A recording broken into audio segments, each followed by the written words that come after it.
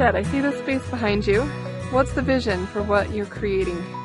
Well, we're creating garden beds that will allow us to grow open air and put in portable greenhouses as well throughout the season, depending upon what we're trying to do.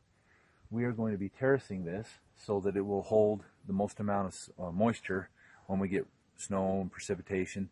So it's not going to be your traditional terrace. It's going to actually be built a certain way to actually catch water and hold water. If you see over here, we're going to be adding our wood chips to help create the biomass that's needed to actually act as a water sponge to hold water.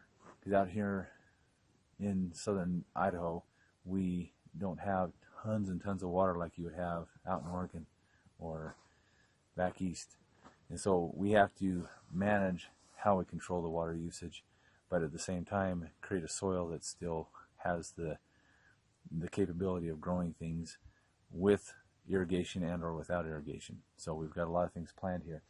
We are looking at probably having 3 to 4 terraces here, about 14 feet wide, and all of our garden beds will be about 30 inches wide by about 100 feet long. And in between, at the end of and at the front of each of those garden beds, and maybe even midway at the 50-foot mark, we may have what we are calling is windrows, where we actually will mound up dirt, and underneath that dirt we will have buried wood chips and logs and compost, and create a hugelkultur environment where we get a really huge, what I would call a bio sponge, which is going to hold a lot of moisture. And we can grow a lot of things on those mounds that aren't going to be in the garden beds themselves, but will attract healthy insects, attract birds that will eat bad insects, and grow additional things such as herbs, you know, some of the extra stuff that you normally don't see at a farmer's market, some oily seeds, things like that, things that can be harvested more natural, even some of the natural plants that grow here in our region, such as elderberries, chokecherries, things like that, that will help bring diversity to the farm. So that's the plan for this area. We have 3 sections, some bigger than this area, that will be the same way on the property.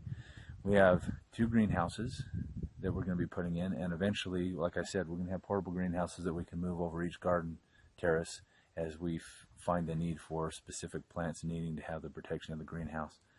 We're also going to have a drainage pond just down here where all the excess water that runs off we can catch and reuse, recycle back into the system, so that we are using everything to its most efficient levels possible. We're trying to be good stewards of the land and make sure that the resources that come to us, we can utilize them as much as possible. So you guys get to see it in the very beginning phases, right as we go into winter time. A lot of this bark will be, or the wood chips will be spread out.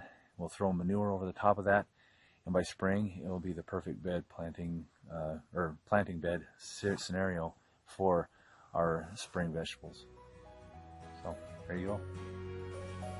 If you would like to become a member of the co-op or would like more information, please call us at 801-870-1434 or leave us a text. If you don't get an answer, it's probably because we are in the field getting our hands dirty. We will call you back right away. Or you can email us at goldenvalleyranchhomestead@gmail.com. Thank you and have a great day.